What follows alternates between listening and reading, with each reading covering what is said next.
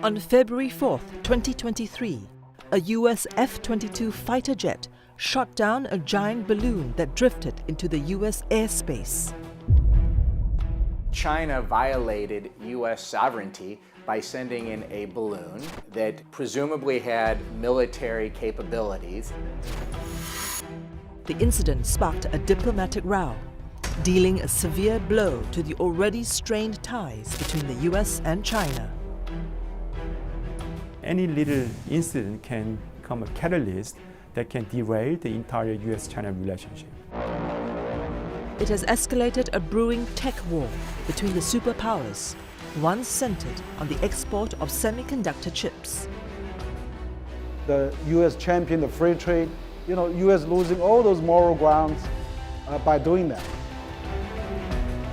Will America choke off China's rapid rise? Or will it only supercharge Beijing's bid to become a technological superpower?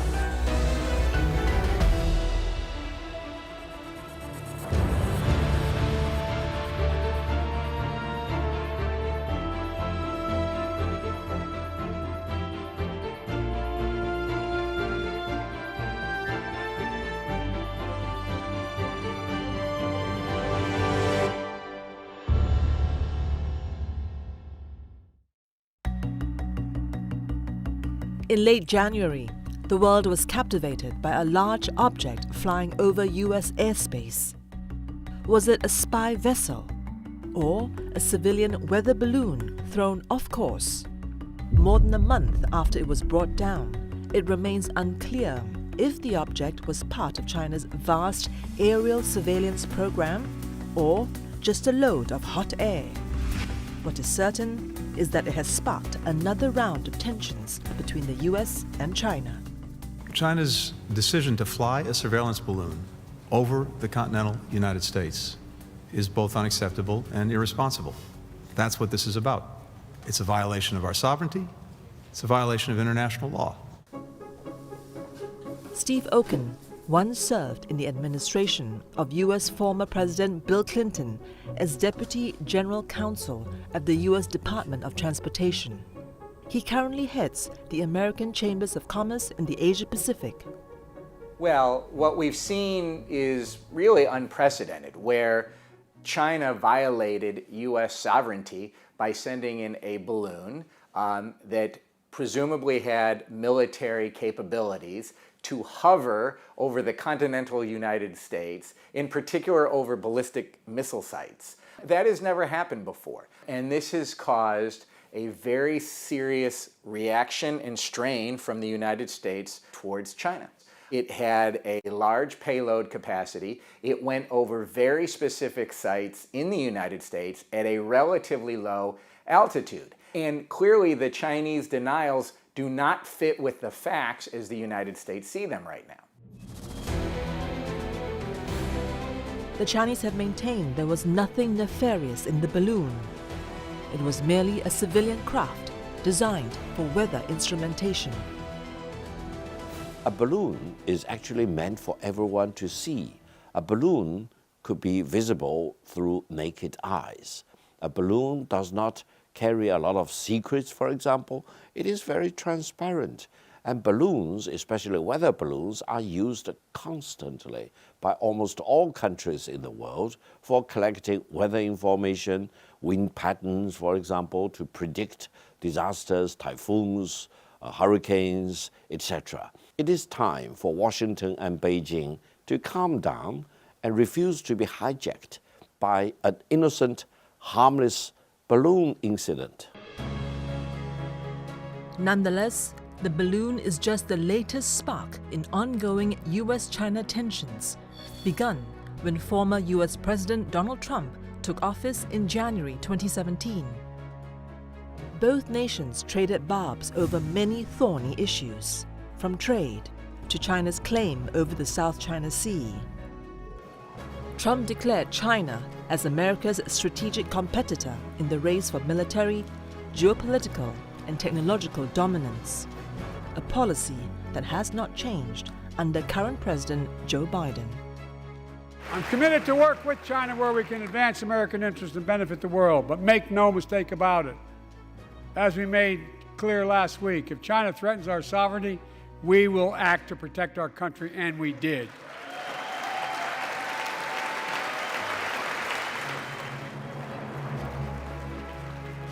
In October last year, President Biden announced what could be the most devastating blow to the Chinese yet: sweeping export curbs on advanced semiconductors made with American technology. Just like oil is absolutely necessary for all our industries, semiconductors are also absolutely necessary to empower almost everything that we use in our daily lives, such as smartphones, vacuum cleaners, and rice cookers, as well as they are useful for the latest military equipment and radar systems, as well as artificial intelligence and quantum computing. In other words, these tiny pieces of silicon are the lifeblood of today's modern economy. In instituting the ban, Washington's stated goal is to curb advancement in Chinese military and surveillance tech, ostensibly for national security reasons. And with reports that the balloon was guided by advanced AI, American concerns appear justified. To understand what is at stake, we must look at what is at the heart of the ban: the semiconductor microchip. You know, the transistor was invented way back in 1947, right after World War II. Right? Before that, the switches actually look like this. It's huge. It's called a vacuum tube. The switches and the wires manipulate how something called electrons move around in a circuit. Electrons is what made up electricity. So what really happened was that they found that as you move the switches into a material called silicon, which is a crystal silicon, basically the electrons move a lot faster. They move about 10 times faster, or even 100 times faster. When they move faster, they can then shrink down the size of these switches. Since the first integrated circuit was developed, the technology has advanced by leaps and bounds. Current transistors have shrunk to the size of nanometers, or 1 billionth of a meter. So the first integrated circuit was invented back in 1958. There are only 25 of these switches, or 25 transistors, on a 1 centimeter by 1 centimeter scale area of a chip. Today, the same 1 centimeter by 1 centimeter at 4 nanometer, we're talking about 16 billion transistors. So from 25 transistors, it has increased to 16 billion. And this is due to the continuous improvement and advancement of these printing technology, which is called lithography, and all the processes that associate with patterning the transistors down to this scale. It is a combined effort of lots of people, and a lot of scientists and engineers, and a lot of their knowledge has gone through this over several generations. The more transistors that can fit on a microchip, the more computing power it has. The latest smartphones, for example, use 4 nanometer processors. A lot of the technology, making chips, especially advanced generation, became extremely expensive to be individually owned by companies. So a lot of the semiconductor companies in the US started to adopt foundry and fabless type models. That means they would want to take care of the design, more of the design for the next generation, and outsource the chip production to a foundry, which is a specialized chip-making house. Many of these foundry firms are located in Asia, which dominates semiconductors manufacturing, with more than 70% market share. There are generally 3 stages of chip manufacturing. The first stage is the chip design, and this part is mainly done by American firms. And then these firms outsource the manufacturing to Asian firms. Then the last stage is known as offset, and this stage involves assembling these chips, testing their capabilities, right, and cleaning these chips. OSAT, or Outsourced Semiconductor and Test, is the final stage before chips are sent for distribution. It is what 66-year-old Li Jianchou and his team do. Li Jian spent 17 years of his career in Shanghai working for a Taiwanese-based semiconductor company, ASE. He now runs Stats ChipPak, a subsidiary of China's JCET group of companies. It is one of the leading semiconductor companies involved in the final stages of chip making. No one single country can do everything. So the US in the past has been very good in their design, their innovative kind of spirit and entrepreneurial spirit. But however, their cost structure may not be as efficient as those in Taiwan or Singapore. Taiwan Semiconductor Manufacturing Company produces almost half of the world's chips, compared to China's Semiconductor Manufacturing International Corporation, which produces a little over 5% of the world's chips. And it does not yet have the technology to mass produce the most advanced chips, those smaller than 7 nanometer. As a result, the country imported a whopping $378 billion in semiconductors in 2020. Currently, China consumes more than 50% of global chips because China is the manufacturing hub of the world. Now, having said that, China can only manufacture around 15% of global chips. So China certainly depends on other countries such as Japan, South Korea, and Taiwan for the supply of these chips. Biden's export ban places export curbs on the most advanced chips to China. It also halts the sales of advanced chip-making machines to the Asian country. And it applies to any company that uses underlying US technology, virtually all leading chip makers worldwide. But what is behind Washington's broadside on the Chinese tech industry?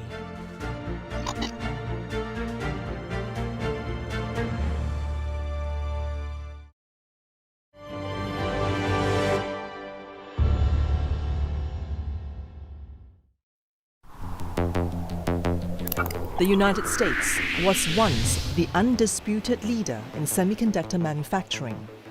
Just over 3 decades ago, the country accounted for almost 40% of the global manufacturing capacity.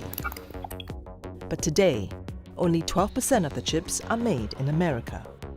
None of the most advanced chips are produced on US soil. Productions have now shifted to Asia, in places like Taiwan, South Korea, Japan, many using American technology. So when the pandemic hit the world hard, government shutdowns and COVID restrictions led to a severe global chip shortage. According to a report released by the US Commerce Department, the median supply of chips held by manufacturers dropped from 40 days worth in 2019 to less than 5 days worth in late 2021. In the pandemic, we had semiconductor shortages, and this exposed a clear strategic and economic resilience challenge in the US semiconductor supply chain, to the point where we did not have the chips that we needed or the expertise that we needed in order to create a resilient chip supply chain. So there was a lot of imperative there to then want to onshore some of the chip manufacturing back to America. At the same time, the Chinese have invested heavily into becoming a tech powerhouse, characterized by Beijing's Made in China 2025 plan. First announced in 2016, its main goal was to achieve 70% self-sufficiency in semiconductors by 2025. The longer-term goal is to surpass Western technological prowess. 你好，我是悟空，全球首款拥有生命感的。 I do think that the Xi Jinping's Made in China 2025 certainly alarmed the U.S. government. And here the concern was not only the China's tech rise, but the pace at which China's tech rise was taking place. And at the same time, the U.S.-China strategic rivalry was intensifying, and therefore United States wanted to right, limit China's technological development as soon as possible.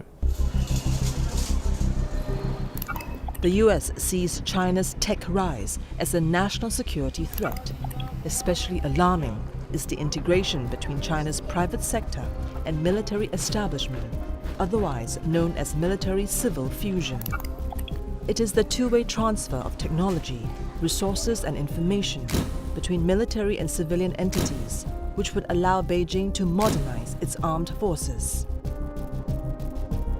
What the Biden Commerce Department and Biden's National Security Advisor have indicated is that this process is speeding up in this time. So there's more integration between the civilian and the military technology development, which is creating a little bit of a security and economic challenge for America. I don't think clipping China's rise is in the new U.S. national interest. What the U.S. is asking is, what is in our national interest when it comes certainly to our security, and how do we make sure that we continue to have this vibrant economic engagement without harming our national security? What's changing is that China is fusing the military and the economic more and more. That is changing the U.S. model for how to deal with that. In China, the companies are doing what they are supposed to do, and in a philosophical sense, everything you produce can be used by either the civilian side of the equation or by the military side of the equation. If the United States wants to see a ghost on the wall, let me assure you, they will see ghosts splattered everywhere on the wall. If they want to start with good intentions, they will see angels everywhere in the world. China is not an enemy of the United States. But that hasn't stopped the US from doubling down its tech war against China. And the semiconductor industry is seen as its massive trump card. On October 7th last year, the US announced sweeping export control measures to curb the sale of advanced chips and equipment to China. This follows the CHIPS Act, signed into law last August, which barred American citizens and green card holders from working with Chinese chip companies. It is a multi-pronged strategy to dent China's technological ambitions. I think the USA has identified a critical area that could hurt China badly, and the USA also knows that China does not really have many other options to respond to this. If you're talking about rice cookers, right, calculators, right, vacuum cleaners, the USA is not concerned that Chinese firms manufacture the chips that go into these machines. But when it comes to the latest military, right, equipment, the latest radar systems, the artificial intelligence, the quantum computing, stuff that are necessary for the most advanced, right, digital economy, the USA wants to curtail China's development and progress. The CHIPS Act is also aimed at beefing up American chip production. It allocates more than $50 billion for domestic semiconductor research, development, and manufacturing. This would ensure American primacy in the tech space. The U.S. is looking at China. It's not trying to stop China. What the U.S. needs to do is be able to think of it as a track meet. How do I outrun China? How do I get to be faster? How do I get to be stronger? I do that by investing in the United States. I do, and that's something that the United States is doing now with the Infrastructure Act and how it's trying to move much stronger on the green economy. Biden's package includes a $39 million manufacturing incentive, subsidizing the construction and expansion of semiconductor facilities. Companies like onsemi, a US-based semiconductor manufacturer, could stand to benefit. If you look at onsemi today, we have a 19 manufacturing facility globally. We not just the US, we have a fab in Japan, in Korea. So we definitely want to we continue as a balanced strategy and to support all the customer. But I think for us, we definitely are investing more in the US-based manufacturing facility, and whatever support we get from the federal government is welcome. especially the last 2 years, when the supply-demand become imbalanced, and people start to realize this is such an important thing. That's why every country start to invest. Everyone wants to secure the parts so that everything can grow in the future. The government subsidies come with strings attached. Companies that receive federal funds must curtail their expansion into China for at least a decade. For the Chinese, this is a continuation of the trade war that began under President Trump. Well, I think the U.S. CHIPS Act is really very unfortunate and it's a very bad policy probably, because U.S. is the champion for free trade, and U.S. is built up this global system with WTO, with World Bank, with IMF, and with all the Bretton Woods system that U.S. is leading that for the last 75, 76 years. And so it's very unfortunate to see U.S. now become a protectionist and then started this trade war with the Trump administration. Now with the Biden administration with this chip wars. Beijing is responding in kind. It has pledged to invest more than $1 trillion to boost domestic chip capabilities. But China is playing catch-up. Replacing the $300 billion worth of chips that it imports annually will take time. China is the largest importers of chips product. The China spending on the chips import is larger than China's spending on the petroleum import, where 70% of petroleum of China depends on import. You can see how big is that. China is the largest buyer of chip product. And you can see the companies in Taiwan, in South Korea, become the largest chip company in the world because they're selling at the doorsteps of China. How can you alienate and antagonize your biggest customer? It's the wrong approach to start with. By trying to kill China as the largest buyer of chips products of all kinds from different countries and regions, you are killing your own semiconductor business to start with.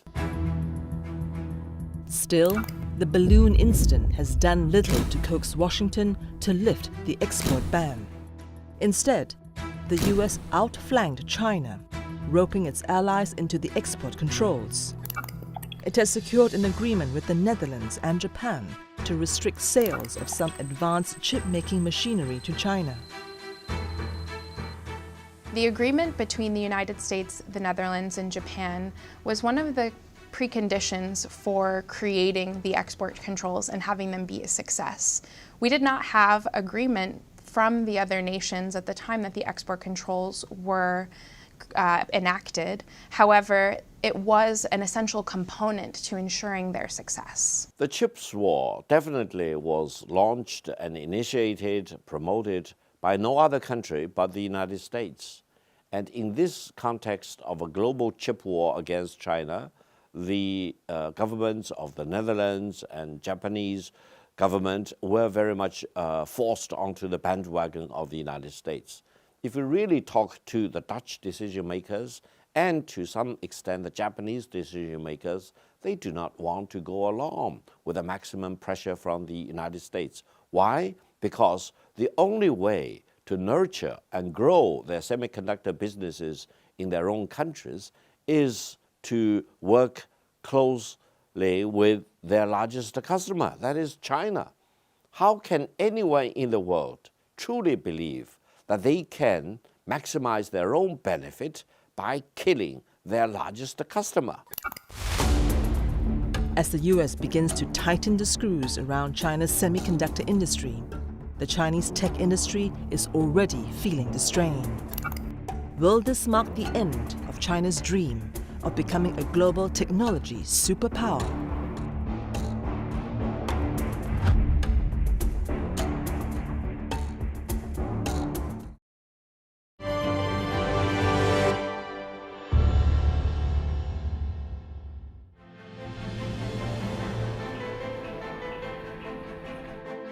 "23-year-old Gao Yuxun has big dreams. The engineering graduate from Xi'an aspires to enter the field of artificial intelligence one day. he believes in the power of robotics and AI to improve human lives. And so, he decided to pursue a postgraduate degree in AI at the Hong Kong University. 可以说，在18年那会儿，人工智能这个专业是非常的火热。然后对于我来说呢，我觉得教机器去像人类一样思考是一件非常酷的事情。将来要去从事这样一个行业，去教会机器像人类一样去思考、去学习，这样可以解放我们人类的双手，然后可以在各行各业去把人工智能应用到其中，这样可以帮助我们人类更好的生活。这是我的一个梦想。But Gao has another dream: to see his home country of China at the forefront of innovation, becoming a global technology leader. 科技是第一生产力嘛，所以我当然是希望我们国家可以早日打破技术壁垒，然后有越来越多的人才去投身到科研领域当中，可以去更好的去推进我们国家的科研领域的发展，然后以此来使我们国家人民的生活更加的富足。That vision of a more advanced and prosperous China came into sharp focus in March 2016. That was when the Chinese leadership announced Made in China 2025. The goal was for Chinese ascendancy in advanced technology industries, such as semiconductors, AI, and robotics. And it hasn't looked back ever since. In the area of semiconductors alone, the government has pumped in some $150 billion to close the technology gap with the West. But so far, China has only reached a self-sufficiency rate of barely 17% in the semiconductor manufacturing, a far cry from the target of 75% by 2023. China has deeply in these complex global supply chains of chip manufacturing. Therefore, if China wants to achieve some level of self-sufficiency, it has to be able to increase its standing in IPs, softwares, equipment, materials, in addition to the manufacturing capacity. And to do this in a short period of time, to me, is a mission impossible. In the meantime, China must rely on chips from overseas to support its ambition. These chips are primarily sourced from Taiwan, South Korea, and Japan. Together with the US, they are part of the Chip 4 Alliance, producing some of the most advanced chips on the market. If you look at today, the advanced technology nodes are typically the single-digit nanometer type of nodes, right? When we talk about 7 nanometer, 5 nanometer, and below, these would today be called really advanced. Now, really advanced cutting-edge stuff like, let's say 4 nanometer that's found in your iPhone 14, that can only be made in a few places. So this is some of the most complex and most micro-scale, nanoscale type of structure that man can ever make. And I think this is where it signifies a very deep technology. China doesn't have the capacity to manufacture these advanced chips. These 7 nanometer or below chips only come from Taiwan and South Korea, and their Chinese reliance on these markets or other countries is 100%. China was a latecomer on the chips making because China was really think of this competitive advantage. If US and other companies doing well, China doesn't have to really reinvent the wheel and start over again. China trusts this global system. Now this global system led by US, has attacked China now, and so China, caught by surprise, I would say. 80% of the world's chip design and about half of the world's global chip manufacturing equipment depends on US intellectual property. Some of these will be covered by President Biden's sweeping export curb. In response, China lodged a case against the US with the World Trade Organization, claiming the ban flouts WTO rules. We have the US champion of free trade. US losing all those moral grounds by doing that. And the US already had sanctioned over 1,000 Chinese companies. China has sanctioned none of them in the US. The world can see, they are expecting US to take the leadership. Is this kind of leadership that they're expecting? So this is really very ironic. Free trade is businesses compete with businesses. countries compete with country when it comes to trade. But if you have a business competing with a government and then that government includes the military, it's not free trade anymore. And that's, I think, what people need to understand is that we're going into a different type of model. You can't use the old model of saying, well, free trade, everything should be open. Well, everything should be open, you could make that argument, when it comes to business. But what happens when business fuses with the military? Then that free trade argument doesn't work anymore. The impact of the US export controls of advanced chips has been disastrous for many Chinese companies. One of the earlier casualties is Huawei. At its peak, the Chinese tech giant overtook Apple in 2019 as the second best-selling smartphone manufacturer. A year later, it surpassed Korea's biggest technology company, Samsung, as the largest maker of smartphones. Today, it has been crippled under the weight of the US sanctions. Huawei's struggles first began after the Trump administration imposed export control measures on the company in May 2019. It alleged, without evidence, that the company was used by Beijing to spy on Americans. Washington also banned all microchips and US-made component sales to Huawei. It has since tumbled to the 6th spot in the smartphone market share.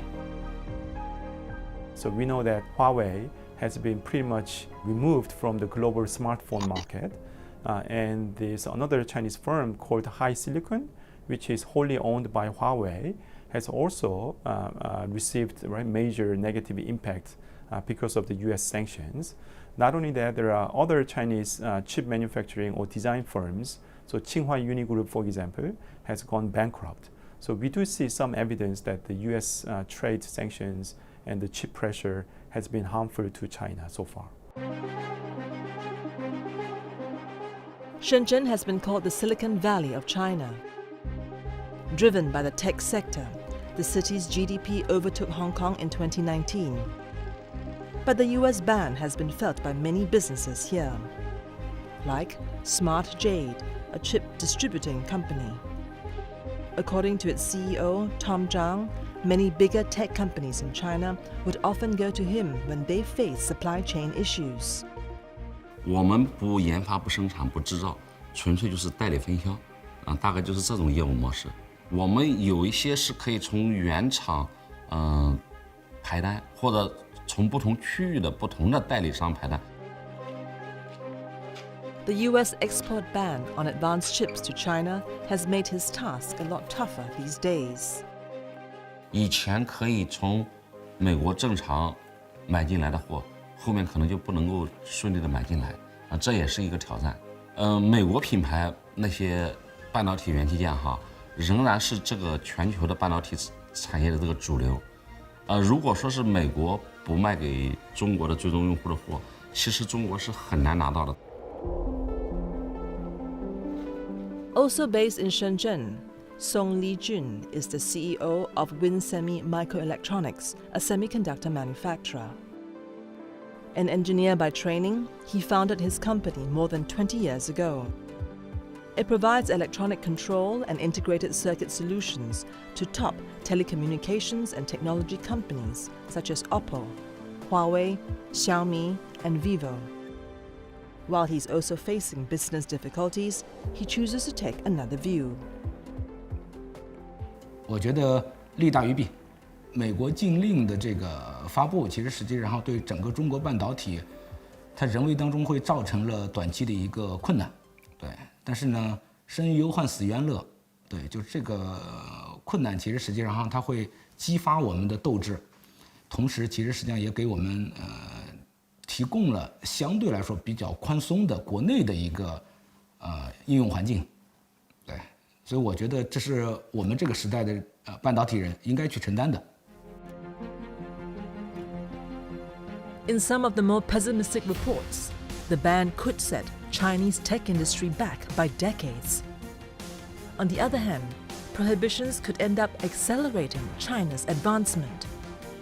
Already, Beijing has responded with a $143 billion package to spur research and development. Meanwhile, there are rumors that Huawei is developing a 3-nanometer chip. If it materializes, this would be the company and China's most advanced. Any maximum pressure on China, try to push China down in the semiconductor sector, will only result in one thing and one thing only.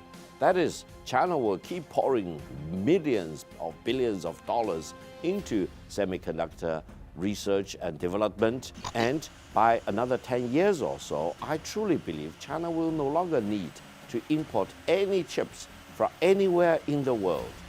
Yes. Temporarily, we will see likely a slowdown in China's ability to be a technological superpower. However, we shouldn't take that as a prediction of the future. China has been developing their technology sphere for decades and will continue to do so. But regardless of whether China comes out ahead in the end, many feel hard done by the American actions. 我认为科技其实应该是帮助全人类去更好的生活的这样一个存在，但是美国他们却以技术垄断来打压中国，我觉得这个其实是非常不理智的。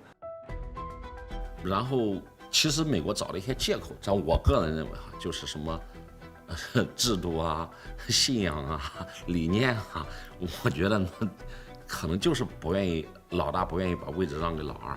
I would say if any country bets on depriving the Chinese people of their right of development, that will constitute the biggest crime against humanity in human history. So be aware of that. Don't play with fire or try to hold China down, depriving the Chinese people of their right of economic development. With the tech war unlikely to fizzle out in the near future, what does this mean for the rest of the world?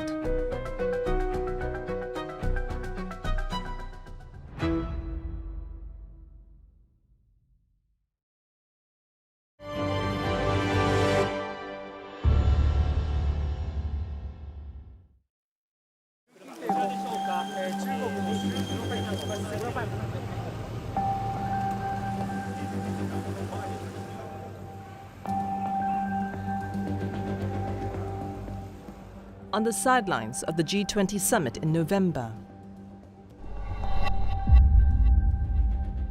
Presidents Joe Biden and Xi Jinping met for the first time since the pandemic.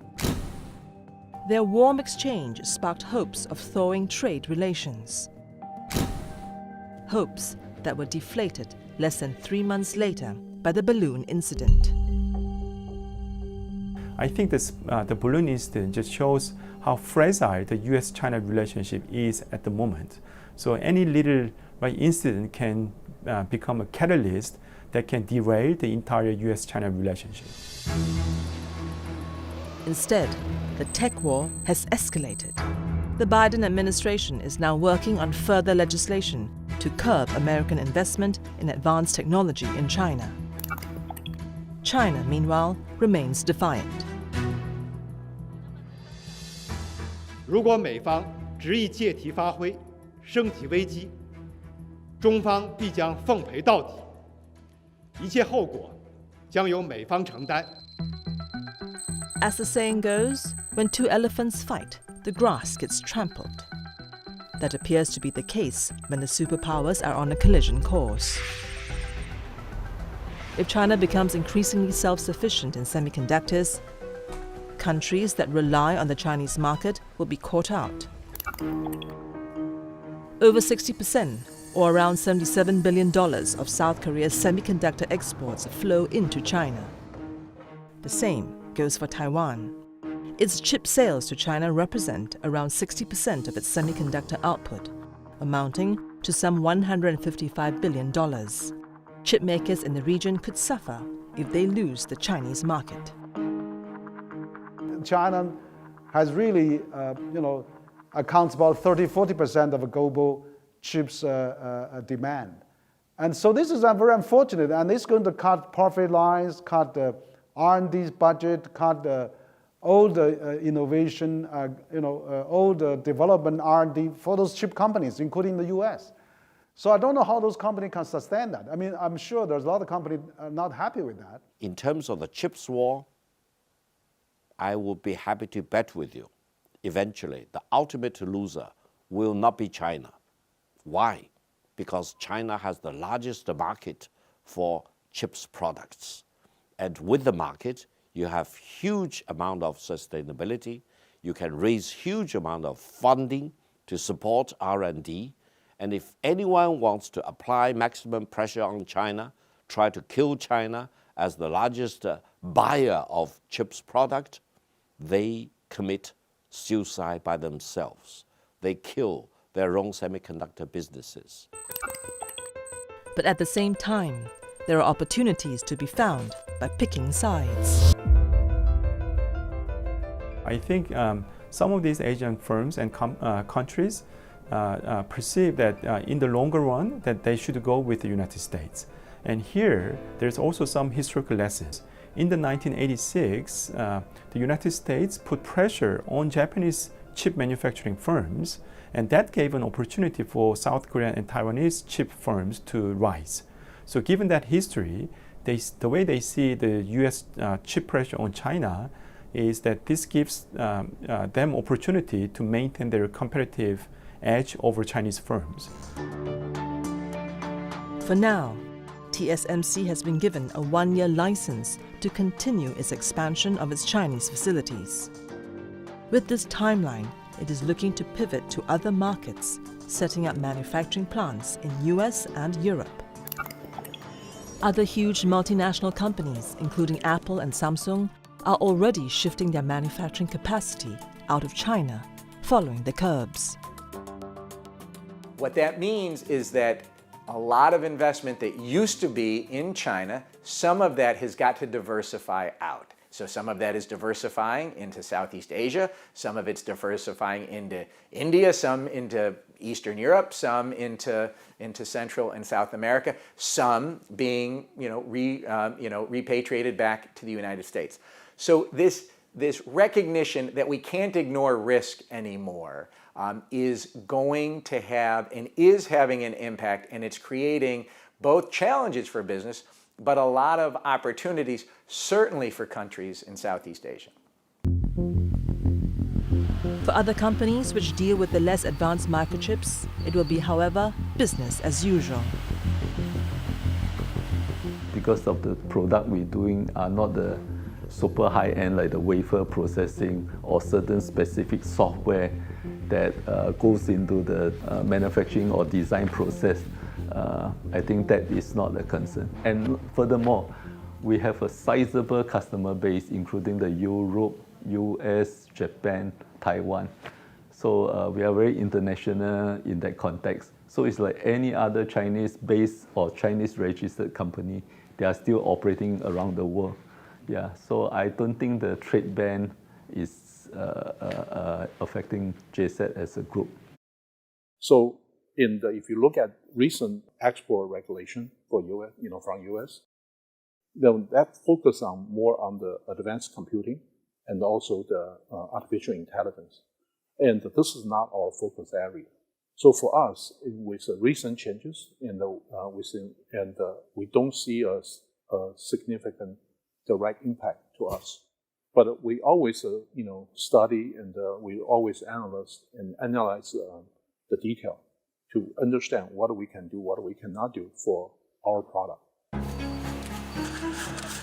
But while these companies escape the fallout for now, there are longer-term risks if the chips war intensifies into a technological decoupling. One outcome would be different standards and protocols, where Chinese-made chips no longer interface with American devices. Countries could also be forced to choose sides, whether to do business with China or the US. Well, it's bad for everybody, right? Including the US and China, right? But the game that we play now, because the US-China strategic rivalry intensifies, it's not one of positive sum game. Here we are not, thinking about, where to generate profits and so on and so forth. The game that we play is one of negative sum game. The real question is who's going to disbenefit less, and the USA is willing to bear out the costs so long as the China suffers more from this decoupling process and tech competition. My view is that unless the Chinese government can come up with some sort of revolutionary technology to achieve some level of self-sufficiency, China will definitely stand to lose. At the recent Twin Sessions meeting, President Xi called on his fellow countrymen to unite in the face of mounting challenges posed by the West to contain and suppress China's development. A call which some, like Gao Yuxin, believes they can answer. 我们已经有了非常坚实的条件，加上这几年越来越多的人，他们对，就是越来越多的人，越来越多的年轻人，他们投身于科研领域，他们将会为我们突破这个技术壁垒，会创造一个更好的条件。所以我觉得这个不是我们特别需要去担心的一个问题。将来的某一天，相信我们国家的年轻人，我们国家的科研人才一定可以打破这种技术壁垒。在过去几年，我觉得中美之间的半导体的技术的差距，肉眼可见的肯定是在缩小的，对。然后无论是整个的大芯片的设计能力，关键技术的突破，还是整个产业链里面的一些基础产业，包括晶圆厂，我们现在也已经突破了7纳米的一个技术了，对。这是第一点。那第二点的话呢，就是我们在进步，美国也在进步，对。所以我觉得在这个里面呢，我们目前还处在一个相对来说是比较追赶的一个阶段，差距在缩小，但是呢，什么时候我们能够赶上，并且能够超越，这是一个好问题了。对。No one can exclude China from the digital economy and the new economy that are unfolding as we speak. China will be a leader and a major pillar in this new and exciting sector, which will benefit mankind as a whole. Let's cooperate rather than kill each other. If you want to kill your largest customer in this case, China, in the semiconductor business, will refuse to be killed. It will bounce back and become more prosperous.